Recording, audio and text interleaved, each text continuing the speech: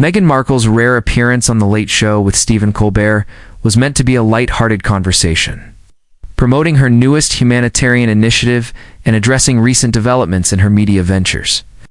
Dressed in a crisp ivory suit, she arrived with her usual grace, smiling for the cheering audience. Colbert, usually charming and quick-witted, began the segment with his signature blend of satire and intellect. But almost immediately, the energy between them felt off. What began as warm banter soon took a sharp turn when Colbert introduced the topic of public perception and media scrutiny. "You've been at the center of a lot of attention lately. Some good, some heated," he quipped. Meghan's smile tightened, but she played along. Then he asked, "Isn't it fair to say some of the criticism isn't just media spin-butt? Maybe a reaction to how you and Prince Harry have handled your royal exit?" The room hushed. Meghan paused, surprised. "I think people forget we're human." Colbert didn't drop it. "But don't public figures have some responsibility for the narrative they create?" That question triggered a conversation no one could have predicted. Trying to maintain composure, Meghan calmly responded, "We stepped back from royal duties to protect our peace, not to manipulate a narrative." Colbert, ever the devil's advocate, interjected, "Yet there's been a Netflixed accusaries, podcast and interviews, so doesn't that suggest you're curating your own version of events?" Meghan's smile faltered, telling our side. "Doesn't mean rewriting history, means reclaiming our voice." Colbert nodded but pressed further. "But does that voice ever acknowledge mistakes?" His tone was pointed. Meghan blinked, her posture still regal, but her tone more cautious. "Now, we've always taken responsibility where needed, but we won't apologize for setting boundaries." Colbert's follow-up cut deeper. "Some critics say it's less about boundaries and more about branding." The audience's reaction was mixed. Some gasped, others laughed awkwardly. Meghan's lips parted slightly in disbelief. "Branding?" she echoed. "I talk about miscarriages and mental health topics that aren't marketing strategies. Stephen, they're my lived experience." It was then that the tension in the studio became undeniable. Colbert, perhaps sensing the shift but unwilling to ease up, tried to steer the conversation into accountability. "Sure, but is there a point where advocacy starts to look like performance, especially when it's tied to million-dollar deals?" The question, sharp as a blade, hung in the air. Meghan's response was measured, but there was a tremble in her voice now. "Performance? You think pain is performance? You think losing a child and talking about suicidal thoughts is for ratings?" Her voice cracked ever so slightly. Colbert, suddenly aware of the emotional charge, shifted in his. "See, no, I'm not saying that." He backtracked. "I'm asking how you navigate sincerity when everything you say is monetized." Meghan turned toward him fully. "By remembering who I am and who I speak for. I'm not here to make money off pain. I'm here because silence almost killed me." That line was met with a wave of applause, but also a heavy silence from Colbert, who now looked genuinely conflicted. Meghan's composure remained, but her eyes were glossy. Despite the emotional weight, Colbert didn't retreat entirely. "I get that," he said softly, "but some people feel that every time you speak out, it's tied to a media contract. That raises questions, doesn't it?" Meghan inhaled deeply. "I would rather face criticism for speaking out than die in silence." A few in the audience stood and clapped, but Colbert, still maintaining journalistic distance, pushed once more. "Then why not take those platforms and truly open up, answer the hard questions about your family, the dynamics, the choices?" Meghan's jaw clenched subtly, because those hard questions come with consequences. And sometimes protecting peace means not feeding fires. There was a pause. "But you must see why people are confused," Colbert added. "See selective vulnerability." Meghan finally blinked away a tear. "Do you know what it's like to be called a liar every day? To be told you're too much, too loud, too emotional, while staying silent to protect people who didn't protect you." She tried to wipe her cheek discreetly, but the camera caught the moment. The tear changed the room. What had started as a probing interview was now undeniably personal. Colbert looked down, uncharacteristically quiet. Meghan continued, voice more raw than before. We're not perfect. I've made mistakes. I'm not a villain because I walked away from pain. I'm not a monster because I told my story. Her voice broke slightly. I cried in silence for months. Now I cry in front of you, and that's performance?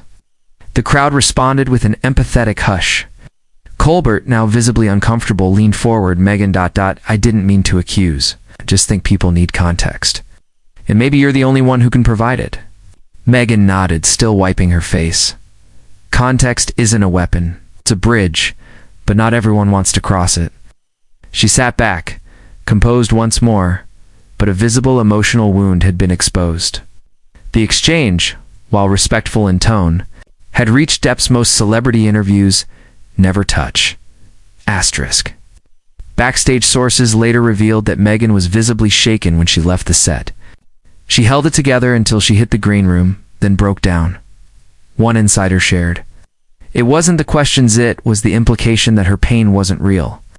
The internet lit up with support as the clip of Meghan tearing up quickly went viral. Hashtags like #WeStandWithMeghan and #tears are not performance trended worldwide. Celebrities chimed in. Kerry Washington tweeted, strength isn't silence. Strength is surviving, speaking, crying, and staying. Colbert's critics accused him of ambushing a guest under the guise of inquiry. Others defended him, claiming that his questions were tough but fair. But the consensus was clear. What was meant to be a routine late-night interview had opened an emotional floodgate. Meghan's vulnerability became a symbol of what it means to own your truth in an arena that often rewards artifice. Asterisk, the next evening, Colbert opened his show with an acknowledgement. Last night's interview with Meghan Markle became more emotionally than I anticipated, he said. I asked tough questions. It's my job. But I never intend to cause harm. Meghan, if I did, I'm sorry. His apology was sincere, but brief. Some viewers applauded his humility. Others thought it was too little, too late. Meghan did not respond publicly, though sources close to her confirmed she appreciated the gesture. Media analysts dissected the moment endlessly. Was it authentic? Was it exploitation? Was it courage? Everyone had an opinion, but what couldn't be denied was the impact. Talk shows, traditionally reserved for jokes and anecdotes, had suddenly become an emotional battleground. And in that arena, Meghan Markle had shown the raw, unfiltered cost of visibility.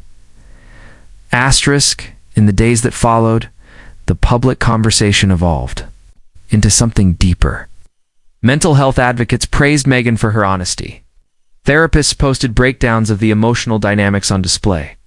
Columnists debated whether media figures like Colbert should reevaluate their approach when dealing with trauma survivors. One powerful editorial in The Guardian read, "What we witnessed wasn't a celebrity meltdown. It was the moment a woman realized she didn't need to justify her humanity to earn empathy." Meghan's emotional moment had become a collective, mirror forcing viewers to reconsider how they judge public figures who choose to be vulnerable. The line between inquiry and intrusion was being redrawn in real time. And her tears were the ink. Asterisk, interestingly, Meghan's projects experienced a renewed surge of interest. Her podcast saw a spike in downloads, and charities she supported reported an increase in donations. But those were secondary to the emotional shift she had caused. For many women, and particularly women of color, her moment on Colbert wasn't just about her. It was about all the times they had been doubted, questioned, or dismissed for showing emotion. Meghan had once again become a reluctant symbol, not because she asked for the role, but because she lived through something public and painful without flinching. And while critics still debated her intentions, her supporters saw something far more powerful: resilience that didn't need explanation. Asterisk in the end. The image that remained wasn't of confrontation, but of courage. A woman, often cast in extremes, sat beneath bright lights and allowed the world to see her break just a little. Meghan Markle didn't storm out. She didn't retaliate with anger. She cried, composed herself, and continued speaking. And that quiet act became louder than any headline. Colbert, for all his skill, was left reflective, perhaps realizing that some questions, while justified in theory, can still wound in practice. The interview will be remembered not as a failure, but as a cultural checkpoint, reminding us that behind every public persona is a private reality, and even royalty can bleed under scrutiny. Meghan cried not because she was weak, but because she refused to wear armor in a space that demanded it. In doing so, she reminded the world that grace doesn't mean silence, and tears aren't a weakness. They're proof that you're still fighting.